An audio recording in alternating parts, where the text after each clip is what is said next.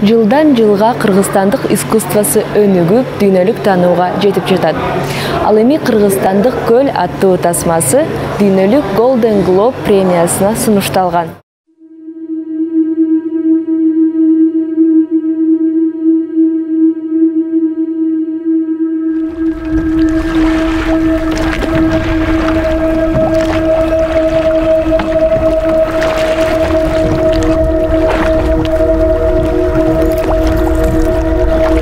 На самом деле очень нелегко дался. Биздин операторлук группабыз Москвадан, звукооператорубуз Таджикистандан болгондуктан тасманы жаратуу процесси оңой болгон жок. Башкы каарманыбыз өспүрүм болгондуктан бат чоңоюп кетет деп корктук. Съемочный период, который там почти 25 дней был, он пришелся на 2017 год, и у нас был звукооператором парень с Таджикистана, Рустам.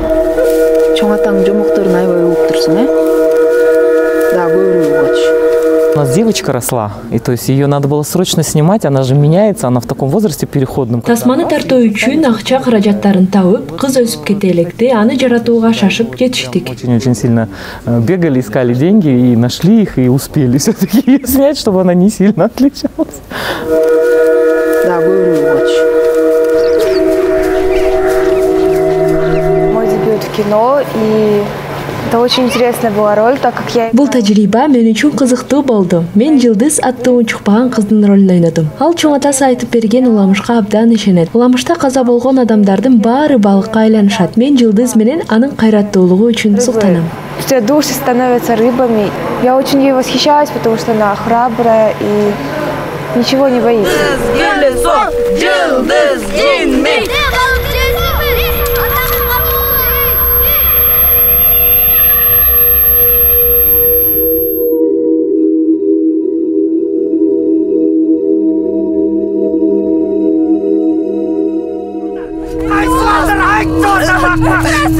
Не деген жашоо. Шутуп жашай беребизби? Судя по реакции зала, Залдын реакциясына таянып, тасмабыз жакшы калалынды деп ойлойм. Бул коммерциялык тасма эмес. Калалуу үчүн бир аз оор тасма. Кичинекей балдар дагы аягына чейин көрүшкөндүгү кубантат. самый конец начали там ходить куда-то.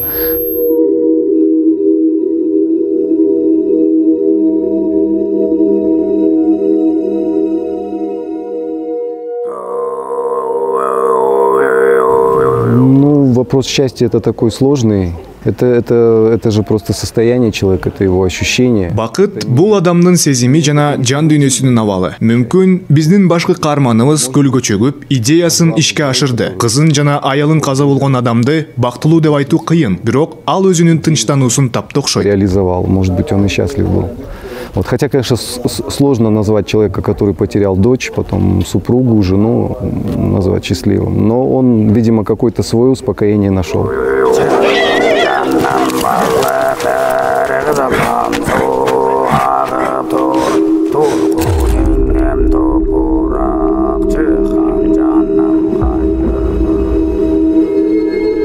Арбактардын баары балыкка айланып кетеби? Сценарий выбрал нас. Потому что появилась одна идея. Сценарийди биз тандаган жокпуз. Сценарий бизди тандады окшойт. Биринчи балыктардын жаны жөнүндө идея пайда болду. Андан кийин кыргыз элинде тажия оңой өтпөйт деген идея келди. Бул идеялар бири-бирине байланышып, сценарий өзү түзүлдү. Сам собой. Мы не предпринимали каких-то специально особенных усилий для того, чтобы сделать это. Не деген жашоо. Шутуп жашай беребизби?